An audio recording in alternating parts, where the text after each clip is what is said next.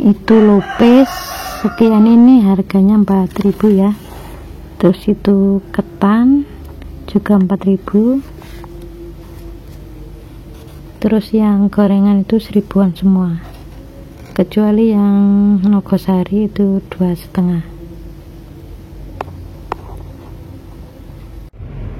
Kalau saya naik motor dengan anak saya ya, kalau lihat mobil yang besar seperti ini, jadi sebelum melewati di depannya mobil ini baca bismillah, setelah itu baca alhamdulillah karena diberi keselamatan oleh Allah Ta'ala.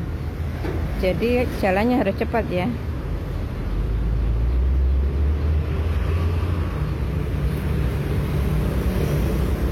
Karena orang itu kan nggak tahu ya takdirnya seperti apa, jadi harus hati-hati kalau lewat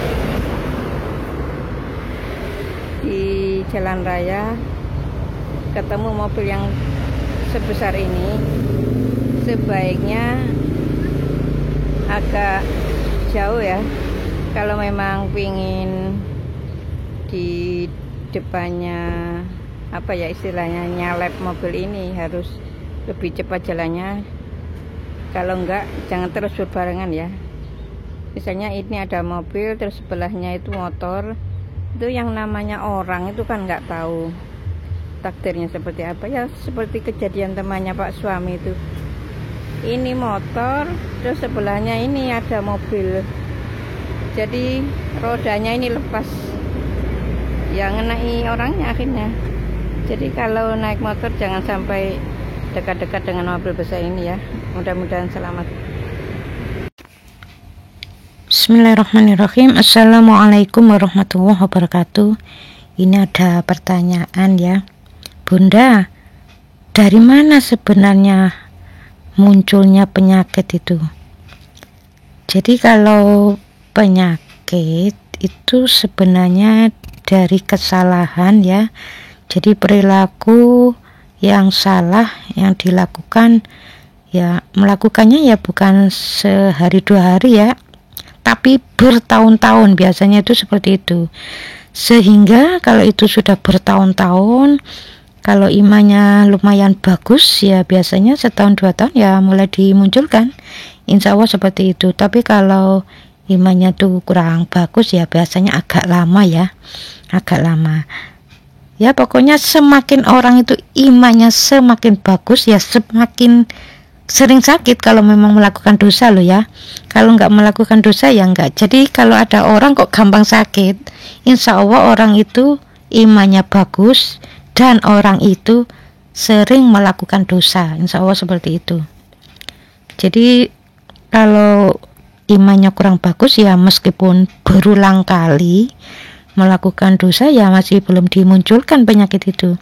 Maksudnya Allah memunculkan penyakit itu ya agar orang itu kembali, jadi tobat, mohon ampun, terus kembali ke jalan yang benar. Jadi misalnya selama ini sering melakukan kesalahan yang berupa sering marah ya, selama orang itu sering marah terus ya terus penyakit itu dimunculkan. Makanya orang-orang yang punya penyakit jantung seperti tetangga Bunda ini ya, dari seorang bapak ya, keluar masuk rumah sakit itu ya sudah berulang kali ya terus seperti itu, keluar masuk ya, masuk rumah sakit dapat beberapa hari sembuh pulang, nanti dapat beberapa minggu kambuh lagi seperti itu ya. Pokoknya selama orang itu nggak berhenti ya terus seperti itu. Kalau orang itu sudah berhenti, nggak marah-marah lagi ya insya Allah tidak akan muncul penyakitnya ya, seperti itu. Jadi istighfar itu harus paham ya. Saya pernah lihat orang tuh bawa tasbih itu ya, baca istighfar tuh matanya tuh sambil jelalatan astagfirullah astagfirullah. Ya harusnya kan fokus di titik kesalahannya, paham ya Allah ampuni jika selama ini aku sering menyimpan marah dengan pasanganku. Misalnya orang kena saraf terjepit ya, kan sering marah, sering menyimpan marahnya tuh disimpan. Dengan siapa? Nah, kalau di usia 40 ya berarti dengan orang tua, kan gitu. Kalau usia 50 atau 50 ke atas ya berarti dengan pasangannya, kan gitu. Ya kalau hanya astagfirullah, astagfirullah, insya Allah itu dapat pahala. Kalau menghapus dosa di titik kesalahannya ya wallahu a'lam ya. Jadi harus fokus. Astagfirullahaladzim, astagfirullah, itu harus fokus, harus khusyuk dan paham, oh kesalahanku itu ini, selama ini menyimpan marah, terus baca istighfar. Ya insya Allah yang model begini ini ya biasanya cepat sembuh ya, tanpa obat. Jadi bunda itu kalau sakit tiba-tiba kok agak kaku ya kaki ini, rasanya ngilu, ya istighfar aja, dapat beberapa jam ya, bukan sampai besok ya, kadang-kadang beberapa jam itu ya sudah sembuh. Kalau saya ada sesuatu yang nggak beres di tubuh ini, rasa nggak enak, nggak nyaman, kalau saya merasa oh ini ada dosa, astagfirullahaladzim, ya mata tuh tiba-tiba nyelkit gitu ya, seperti ketusuk jarum, tapi hanya beberapa detik, cekit, langsung aja baca istighfar, astagfirullahaladzim, ya cukup gitu aja, sudah nggak apa-apa. Ya kadang-kadang ada seperti itu, tapi itu sangat jarang ya. Pokoknya kalau merasa nggak nyaman, saya ini baca istighfar itu di titik kesalahannya.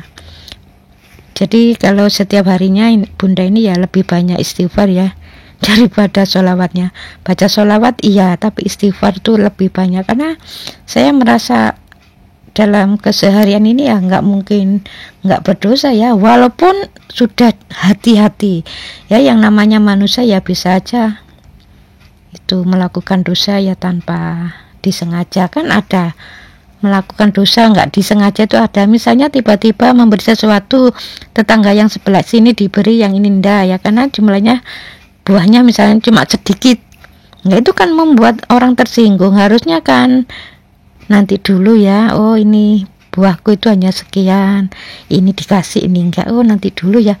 Kadang-kadang manusia tuh tempatnya khilaf ya, jadi lupa, langsung nyelonong aja keluar loh. Akhirnya kan tetangganya sebelah lihat terus nah aku kok nggak dikasih ya, mungkin seperti itu kan membuat orang tersinggung ya, padahal itu nggak sengaja membuat orang, oh supaya orang itu biar sakit hatinya nggak dikasih, sengaja nggak dikasih, nggak seperti itu ya, itu kan termasuk dosa tapi yang nggak disengaja. Nah itu harus istighfar. Makanya dosa-dosa model begini ini suatu saat akan diberi peringatan oleh Allah dengan tangannya terjepit. Jadi tangannya itu terjepit pintu atau jendela. Jadi rata-rata seperti itu. Tetangga yang sebelah rumah tidak dikasih, yang jauh malah dikasih, itu biasanya terjepit pintu. Kalau yang terjepit jendela biasanya seperti itu, sebenarnya sama-sama dekat, tapi yang satu dikasih, yang satu enggak. Nah kalau pernah seperti itu, nggak pernah mohon ampun ya Allah, jika selama ini aku sering memberi sesuatu kepada tetanggaku yang dekat, tapi yang jauh tidak diberi, jika itu salah dan dosa di hadapanmu ya Allah, ampuni aku ya Allah, astagfirullah, mumpung belum terjepit. Lah kalau sudah diberi peringatan sampai terjepit pintunya, jadi tangannya ini terjepit di pintunya mobil atau pintunya rumah ya, pintu rumah ya bisa, atau pintu mobil, itu berarti sudah numpuk lah istilahnya dosa itu ya. Kalau sudah tahu ilmunya seperti itu ya mohon ampun ya, jangan dikira ini oh enggak apa-apa ini kesalahan karena kurang hati-hati. Ya bisa aja kurang hati-hati, ya bisa aja karena kesalahan seperti itu kan termasuk dosa ya. Jadi harus mohon ampun mumpung belum meninggal. Astagfirullahaladzim, ampuni aku ya Allah jika selama ini aku sering berbuat tidak adil.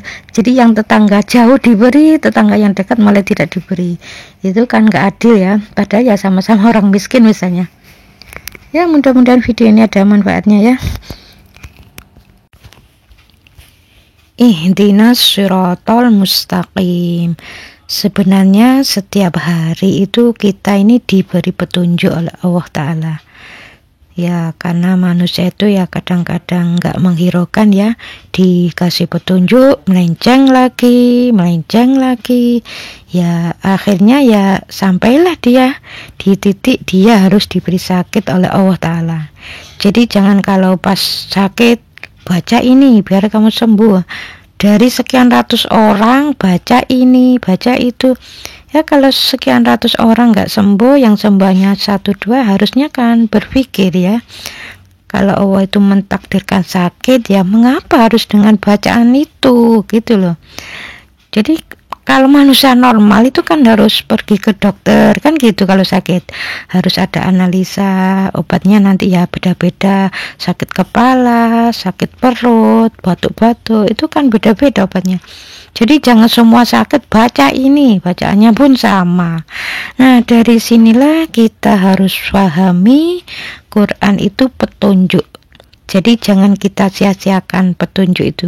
Jadi petunjuk kembali ke jalan yang benar. Jadi misalnya orang selama ini melakukan kesalahan yang berupa sering marah-marah, itu kan termasuk kesalahan. Petunjuknya apa? Petunjuknya ke jalan yang benar, ya nggak marah-marah kan gitu. Ini nasihat ya bagi orang yang pensiun.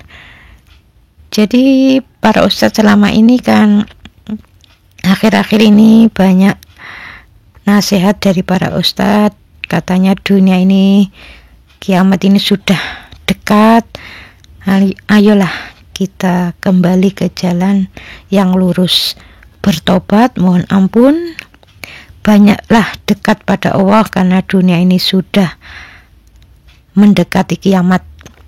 Jadi kalau para ustadz yang dulu-dulunya ceramahnya ya biasa-biasa saja, sekarang kok sebagian besar mereka para ustadz tuh kok menceritakan tentang dukhon, tentang hari kiamat, ya itu sebagai petunjuk dari Allah Ta'ala, banyak-banyaklah dekat kepada Allah. Maksudnya apa? Ya banyak evaluasi lah dari sejak bekerja sampai pensiun ini, apakah masuk kriteria bagus, benar, apa kriteria yang nyuri, atau masuk kriteria yang lain. Nah di titik itulah harus banyak mohon ampun pada Allah Ta'ala.